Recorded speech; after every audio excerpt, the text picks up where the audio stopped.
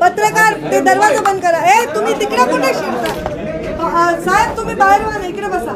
इकडे काय नाहीये, मी येले बाहेर. पडेल नाही तिकडे बघणार आहे. त्या दरवाजाचा प्रल्हाद मॅडम जी कार्यकर्ते पत्रकार कॅमेरामॅन आपसात बोलू नका.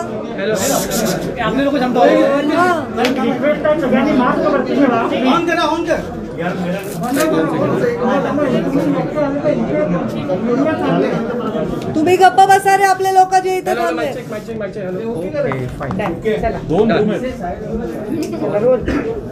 मॅडम जी कार्यकर्त्यांमध्ये चर्चा होती गेले 2 दिवस तुमचा दिल्ली दौरा झाला की नाराजी आहे आणि म्हणून दिल्ली दौरा झाला आणि मग तिथे समजूत घ्या अशी कार्यकर्त्यांमध्ये चर्चा. पुण्यात तर भाषण पण केलं. वस्तुस्थिती पुन्हा एकदा काय सांगता? सर्वप्रथम गर्दीमुळे थोडी गैरसोय झाल्याबद्दल मी तुमच्या सगळ्यांची दिलगिरी व्यक्त करते. आज तिकडे गप्पा बसायला लावतो का जरा? ललित उन्हों शांत रहने बोले. प्रेस जोर से चिल्ला के ऐसे नहीं चलेगा, इनको नहीं सुनेगा कोई. मामा तुम्ही सांगा. प्रदीप जा ना बाहेर, शांत बसायला सांगा. तर तुम्ही अपसात बोलू नका ना प्लीज. मला स्वतःचाच आवाज ऐकू येत नाही. माझा प्रॉब्लेम आहे. मी काही दिवसांपूर्वीपर्यंत पत्रकार परिषद घेऊन माझी प्रेस चालू आहे. त्यांना येऊ द्या नाही तर बसा. नाही ते सगळेच एवढे वळवळ करतात. शांत त्या बिचाऱ्यांना केव्हाच सॉरी आता बस. तुम्ही बाहेर जाऊन त्यांना शांत. तुम्ही आपसात कोण बोलते? मला ऐकू येत नाही. मला माझा आवाज ऐकू येत नाही.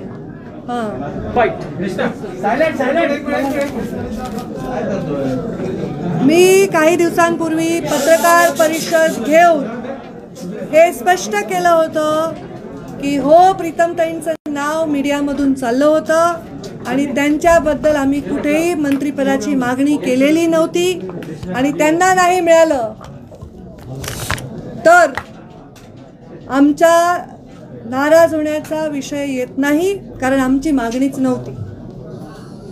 दुसरी गोष्ट, मी दिल्लीला गेले. ती सचिवांची बैठक होती. इथे मी पत्रकार परिषद घेऊन स्पष्ट भूमिका मांडल्यानंतरही कार्यकर्त्यांमध्ये प्रचंड रोष होता. त्यांनी राजीनामे द्यायला सुरुवात केली होती. मी दिल्लीला गेले. ती सचिवांची बैठक होती. त्या सचिवांच्या बैठकीमध्ये संघटनेचा विषय होता. गेल्या 6 वर्षामध्ये कधीही दिल्लीच्या कोणत्याही नेत्याने मला कुठल्याही विषयावर अशा पद्धतीने चर्चा करून समज दिली वगैरे अशी जी काहीतरी कोणीतरी चुकीची बातमी दिली आहे ते कधीही घडलेलं नाही. आमची प्रधानमंत्री नरेंद्र मोदींवर अत्यंत सुंदर बैठक पार पडली. अत्यंत इंटरॅक्टिव्ह बैठक पाडली आणि ती 100% संघटनेला समर्पित बैठक होती.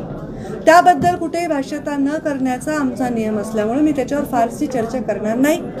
मी मागणीच केली नसल्यामुळे मी जाऊन तिकडे लोकांना काही बोलेन नेत्यांना हे अपेक्षितच नव्हतं. परंतु राजीनामा सत्र जे चालू होतं त्याच्यावर नक्कीच मी राष्ट्रीय अध्यक्षांना कानावर घातलं की असं पद्धत आहे, असं चालू आहे, लोक जरा नाराज आहेत. त्यांनी सांगितलं की हे तुम्ही सांभाळून घ्याल असा विश्वास आहे, तुम्ही ते सांभाळून घ्याल आणि मी ते सांभाळून घेते. माझी भूमिका स्पष्ट झाल्यानंतर देखील कार्यकर्त्यांनी थोडासा नाराजी व्यक्त केली आणि त्यांचं जी नाराजी आहे त्यालाही सन्मान देऊन त्यांना सगळ्यांना मी समजवलं आहे, त्यांना आव्हान केलं आहे. संख्या खूप जास्त असल्यामुळे मला माईकवर त्यांच्याशी संवाद साधावा लागला आणि त्यांना बोलावं लागलं आणि त्यांना मी जे बोलले ते तुमच्या सर्वांसमोर आहे. त्यामुळे मला वाटत नाही की आता या विषयाला कुठल्याही प्रकारचा वेगळा रंग देण्याची आवश्यकता आहे. राजीनामा झालेले त्याचं पुढे आता काय, जे तुमच्या कार्यकर्त्यांनी राजीनामे दिलेले आता पुढे काय होणार? ते राजीनामे मला वाटतं भाजपाच्या नेत्यांनी पण बोललेत. आशिषजी शेलार बोललेत, प्रवीणजी दरेकर बोललेत, राम शिंदे बोललेत. मला वाटतं स्वतः देवेंद्र फडणवीसही बोललेत की आम्ही नाराज नाही. आता अजून कोणी बोलायची आवश्यकता नाही. मी असंही सांगितलं आहे की माझ्या कार्यकर्त्यांनी राजीनामे दिलेले मला मंजूर नाहीत, ते मागे घ्यावे. याचं कारण असं आहे की ते बिचारे त्यांच्या तालुक्याच्या स्तरावर आपल्या राजकारणात स्वतःच्या पायावर उभे असताना त्यांचे राजीनामे देऊन दबाव तंत्र वगैरे असं काही करण्याची मला आवश्यकता नाही, कारण माझा संवाद माझे जे नेते जे आहेत दिल्लीचे त्यांच्याशी व्यवस्थित आहे असं माझं मत आहे. तुम्ही धर्मयुद्ध म्हणालात आज भाषणामध्ये, नक्की थोडं इलॅबोरेट कराल का धर्मयुद्ध म्हणजे? हे पहा, लोकांच्या मनामध्ये जी भावना आहे ती भावना अशी तीव्र होत चालली आहे की ती मला डावलण्याची आहे, आणि मी डावलूनही काही करत नाही ही भावना आहे. कारण लोक रस्त्यावरचे कार्यकर्ते आक्रमक आहेत.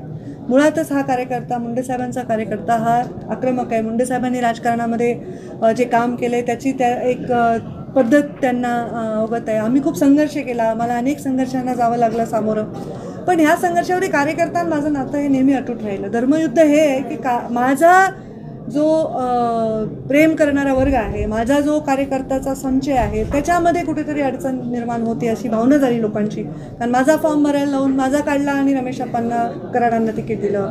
मला राज्यसभेत चर्चा असताना भागवत कराडांना दिलं, तर तिथे मी स्वतःहून गेले, त्यांच्या नॉमिनेशनला गेले. पण मंत्रिपदाचा विषय थोडा मला माहिती होण्यास प्रचंड म्हणजे उशीर झाल्यामुळे लोकांच्या मनामध्ये ही भावना झाली की ताईंना डावलण्यासाठी देतात. तर माझं म्हणणं आहे की हे धर्मयुद्ध हे की ही जी वज्रमूठ मुंडे साहेबांनी केली होती, जी कायम ठेवण्याचा प्रयत्न मी 6 वर्ष यशस्वी करू शकले, ती वज्रमूठ अशीच ठेवली पाहिजे. कोणाला काही पद दिलं, कोणाला काही सन्मान दिला म्हणून आमचं नातं खराब होऊ नये ना, माझं त्यांच्याशी नातं खराब होऊ नये, कराड आणि बाकी ज्यांची संधी मिळाली त्यांच्याशी, आणि समाजातील लोकांचंही मन खराब होणे. हे धर्मयुद्ध आहेच आहे, आम्हाला लढावंच लागणार आहे. संघटित समाजाला हे नेहमी प्रश्न असतात. मी वारंवार म्हणाल की आम्हाला हे धर्मयुद्ध टाळायचं आहे. हो, म्हणूनच मी राजीनामे वापस द्यायला हे धर्मयुद्ध भाजपतल्या अंतर्गत धर्मयुद्धाबद्दल बोलताय तुम्ही?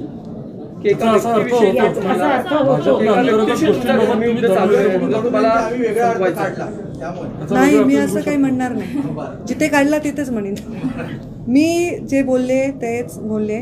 धर्मयुद्ध हे आहे की जेव्हा एखादा व्यक्ती राज्यभर प्रवास करून प्रचंड मेहनत करून एक संघटन करतो, ते त्याच्या नावावर त्याच्यावर प्रेम करणारा माणूस त्याच्या संघटनेशी जोडला जातो. त्याचा आणि संघटनेमध्ये विसंवाद असणं, आपल्या नेत्याला संघटनेमध्ये स्थान नाही अशा प्रकारची भावना विनाकारण नेत्या मनामध्ये कार्यकर्त्यांच्या निर्माण होणारे निर्णय होणं, त्याच्यामुळे प्रसंग मनामध्ये होतो. धर्मयुद्ध म्हणजे काय, तर आपल्या विचारांशी असलेला, आपल्या समर्पित संस्कारांशी असलेला हा संघर्ष आहे. आणि धर्मयुद्ध हेच आहे की ही जी माझी मोठ आहे ती मोठ डिस्टर्ब न होता कामा नये. भले कोणालाही पद मिळवून लोकांना वाटतं मला मिळालं पाहिजे, मला नाही मिळालं तरी माझी हरकत नाही, पण ही वज्रमूठ कायम राहायला पाहिजे, एकजूट कायम राहायला पाहिजे. अविचाराने कुठला निर्णय, ताई म्हणतो की योग्य वेळी निर्णय घेऊ असं तुम्ही म्हणाला. योग्य वेळी निर्णय घ्यायचा, अविचाराने कुठलाही निर्णय घ्यायचा नाही. योग्य वेळ कुठली ते जेव्हा मला येऊ नये अशी माझी अपेक्षा आहे. अनेकदा बोललं जातं, त्यांनी ते लक्षात ठेवावं. त्याचा उल्लेख तुम्ही केला की पंकजा मुंडे यांना पक्षाने खूप दिलं, याचा उल्लेख तुम्ही केला. अनेकांना दिलं गेलं आणि त्याचाही उल्लेख केला, तर तुमच्या बाबतीत हे सतत बोलून दाखवलं जातं. हे पहा, अत्यंत चांगला प्रश्न विचारला प्राजक्ता. मी माझ्याविषयी गेल्या 2-3 दिवसात जे स्टेटमेंट आले ते सगळे मी लिहून ठेवले. त्याच्यामध्ये भारतीय जनता पार्टीचा कोणताही नेता नकारात्मक नाही बोलला, खूप चांगलं आणि सकारात्मक आणि आशावादी बोलले. प्रत्येक नेता म्हणाले की नाही ताई सांभाळून घेतील, कार्यकर्त्यांचा संताप हा विद्रोह. काही नेत्यांनी असं स्टेटमेंट केलं की पंकजा मुंडे लक्षात ठेवतील, आणि हे स्टेटमेंट त्या नेत्यांकडनं किंवा काही लोकांकडनं वारंवार आलं. तर माझं हेच म्हणणं आहे की मला पक्षाने दिलं हे मी लक्षातच ठेवते, पण पक्षाने मला माझ्यावर अनेकांना दिलं आहे. त्यामुळे माझं हो बरोबर आहे की सतत हे बोलून का दाखवलं जातं जे माझ्या पक्षातले नाहीत त्यांच्याकडनं. तुम्ही म्हणता की आपले भाषण किया तो आपने कहा कि प्रधानमंत्री मोदी, मैं पूरा हिंदी में बोलूँ वापस से? सवाल ये है कि आपने जो भाषण किया उसमें कहा कि प्रधानमंत्री मोदी, अमित शाह, जेपी नड्डा आपके नेता है, लेकिन देवेंद्र फडणवीस जो महाराष्ट्र के नेता है उनका नाम लेना शायद आप भूल गई या? मैं राष्ट्रीय स्तर पे काम कर रही हूँ, महाराष्ट्र के कोई भी पद पर मैं नहीं हूँ. मेरे नेता राष्ट्रीय स्तर पर ही है.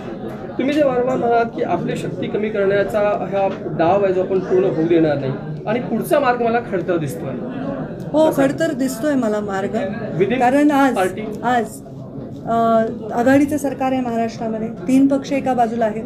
नगरपालिकेच्या निवडणुका आहेत, महानगरपालिकेच्या निवडणुका आहेत, जिल्हा परिषदेच्या निवडणुका आहेत. त्यामध्ये जर माझा कार्यकर्ता अगतिक असेल, माझा म्हणजे माझ्यामुळे माझ्या पक्षाशी जोडलेला आणि पक्षामुळे माझ्याशी जोडलेला, या दोन्ही कार्यकर्ते जर अगतिक असतील तर ते खडतरच मार्गाकडे जाणारी दिशा आहे. आणि ते होऊ नये, त्यांनी शांत राहावं, त्यांनी संयमाने राहावं, त्यांनी स्वतःच्या मजबूतीने राहावं, ही माझी अपेक्षा आहे. डोळे चोळून बघा, एकदा तुम्ही उल्लेख केलेला आहे. कोणतं दृश्य जे वारंवार तुमच्या समोर येतं आणि ते डोळे चोळून कोणतं बघा? दृश्य नाही, एखादं दृश्य जेव्हा आपल्याला अस्पष्ट दिसत असतं तेव्हा आपल्याला आपण एकदा डोळे चोळून बघतो की ते खरंच अस्पष्ट आहे का स्पष्ट आहे. तर मी आत्ता डोळे चोळून बघितले की हे जे झालंय हे म्हणजे असं कुठल्याही चुकीच्या भावनांनी नाही झालंय.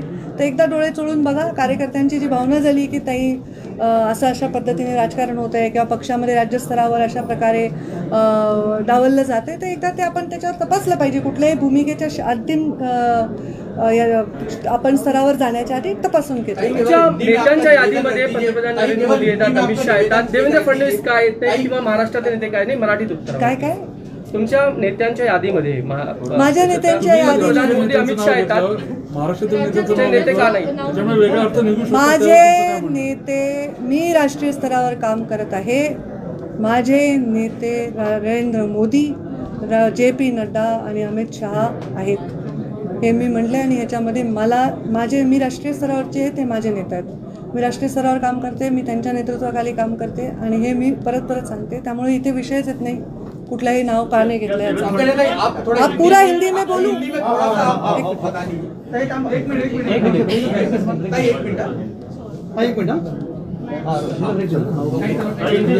एक मराठीत एक छोटासा प्रश्न विचारतो. मी म्हणाल की ज्या दिवशी अंगावर छत पडेल त्या दिवशी बघू. नेमकं काय? आता हे पहा, मला वाटतं की चांगली वक्ता आहे. आय डोंट नो तुम्हाला काय वाटतं, पण वक्ता जेव्हा बोलत असतो ना तर त्याचा सगळ्या अंगाने त्याचा विचार केला पाहिजे. तो आपलं भाषण फुलवत असतो. तुम्ही जर बघितलं माझे भाषणं, मी पब्लिकशी संवाद साधते. मी असं उभा राहून धडधड माझे मुद्दे बोलून जात नाही किंवा मी ते ऐकतायत का नाही याची दखल घेत नाही असंही नाही होत. त्यांना इन्व्हॉल्व ठेवते. आणि माझा फॉलोअर आहे, शहरी फॉलोअर आहे. जशाला जे अपील होईल ते वाक्य बोलते, अलंकारित बोलते, चांगलं बोलते. चांगलं वक्तृत्व आहे. प्रत्येक गोष्टीचं आपण किस पाडण्याची आवश्यकता नाही. मैं आज जो कार्यकर्ता पूरे राज्य भर से आए थे, कुछ तेलंगाना, मध्य प्रदेश, गुजरात से छोटे छोटे पंचायत के सदस्य वगैरह आए थे, आज उन सब से मैंने बातचीत की. बातचीत जाहिर तरीके से करनी पड़ी क्योंकि बहुत संख्या में आए थे. माइक लगाकर उनसे संवाद किया. आपने देखा कि वो भी बात कर रहे थे और मैं भी उनसे बात कर रही थी. उन्होंने सबने रेजिग्नेशन दिया था और ये रेजिग्नेशन का कारण उनका असंतोष बताया था. वो असंतोष ये था कि उनकी इच्छा थी कि भारतीय जनता पार्टी में मंत्रिमंडल जो अभी प्रीतम ताई काम कर रही है, जो मेरी बहन है, जो सांसद है, लोकसभा से चुन के आई है, उनका नाम चल रहा था मीडिया के माध्यम से और चर्चा हो रही थी. तो उनका नाम चलने के बाद उनको मंत्री पद नहीं मिला. वो तो है ही नहीं, पर डॉक्टर भागवत करार इनको मिला. उस बारे में मैंने ऑलरेडी पत्रकार परिषद लेकर कुछ दिन पहले खुलासा किया था कि मेरे परिवार ने, प्रीतम मुंडे ने कभी कोई मांग नहीं की कि हम मंत्री पद चाहते हैं. मैंने कोई नेता से इस बारे में कोई बात नहीं की. तो हमारी जब हमने मांग ही नहीं की तो नाराज़गी का प्रश्न उद्भवता नहीं है. और इसमें जो डॉक्टर करार को मिला वो भी मुंडे साहब के कार्यकर्ता हैं, मुंडे साहब के विचारों पे चलने वाले कार्यकर्ता हैं और उनको मिला है तो मैंने उनका अभिनंदन किया. वो मुझसे उम्र में बड़े हैं, उनका अवमान ना हो ऐसा आह्वान मैंने लोगों को किया. और मैंने ये स्पष्ट किया है कि हमारी कोई मांग नहीं थी. लोगों के बीच में इसलिए दुख है, इसलिए थोड़ा सा असंतोष है क्योंकि लोग चाहते हैं कि अपने नेता को ताकत मिले. पर मैं ये समझती हूँ कि कोई पद से ताकत मिलने की आज आवश्यकता लगती नहीं. इतना वीक नेता होता नहीं है.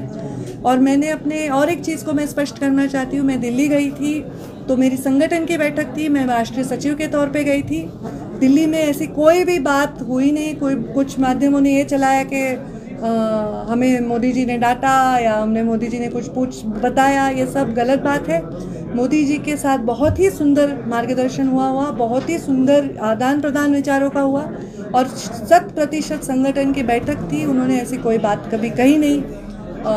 और JP नड्डा जी हमारे राष्ट्रीय अध्यक्ष हैं, मैंने उनसे भी बातचीत की. ये राजीनामा लोग दे रहे हैं, रेजिग्नेशन दे रहे हैं और उनके बारे में मैंने चर्चा की.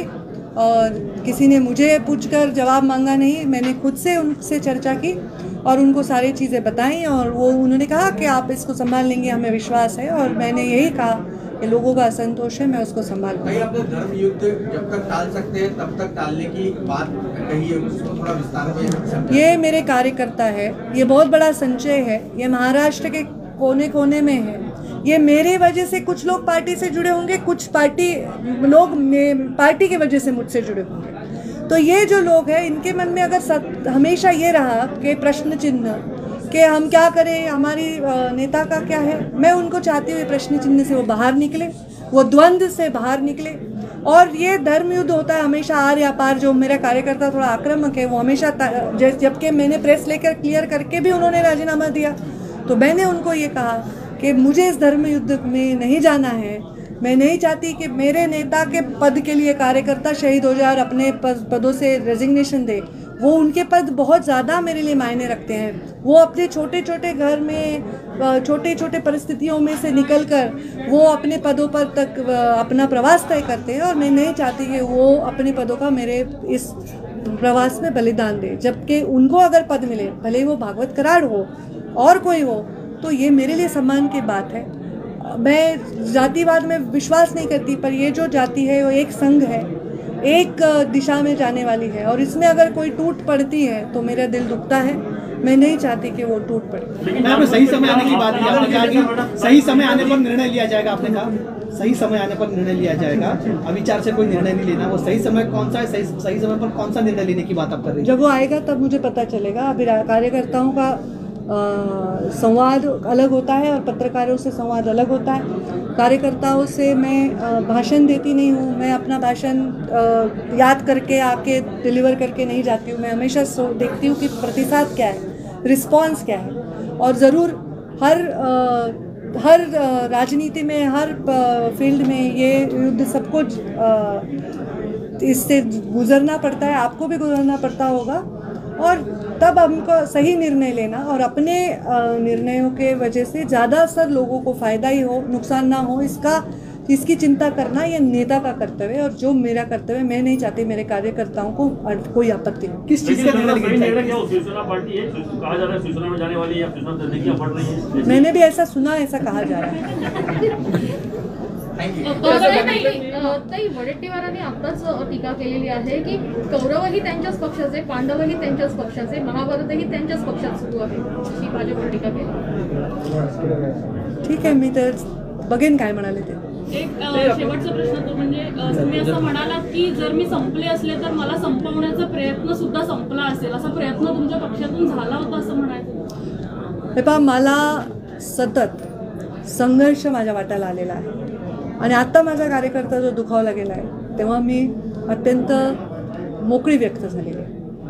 आणि मला असं वाटतं की ह्या सगळ्या गोष्टींची सगळ्या पद्धतीने सर्वांना आम्हाला माहिती आहे की कसं आहे महाराष्ट्राचं राजकारण, कसं आहे महाराष्ट्राचा पॅटर्न, ह्या सगळ्या गोष्टींना सांभाळून घेऊनही राजकारण करता येतं। उदाहरणार्थ जेव्हा डॉक्टर भागवत कराडांना राज्यसभा द्यायची होती तेव्हा मी त्यांचं नॉमिनेशन करायला गेले होते। त्यामुळे ह्या गोष्टी ज्या होत राहतात, कुठेतरी मीडियात एक बातमी होते प्रीतम मुंडे दाखल झाल्या देखील, मग आम्हाला ते क्लिअर करावं लागते की बाबा आम्ही मुंबईत आहोत। मग कोणीतरी म्हणतं की पंकजा मुंडे नाराज, आम्हाला क्लिअर करावं लागते की नाही बाबा आम्ही नाराज नाही, आम्ही मागितलंच नाही तर नाराज कशाला, जी गोष्ट मी मागितलीच नाही।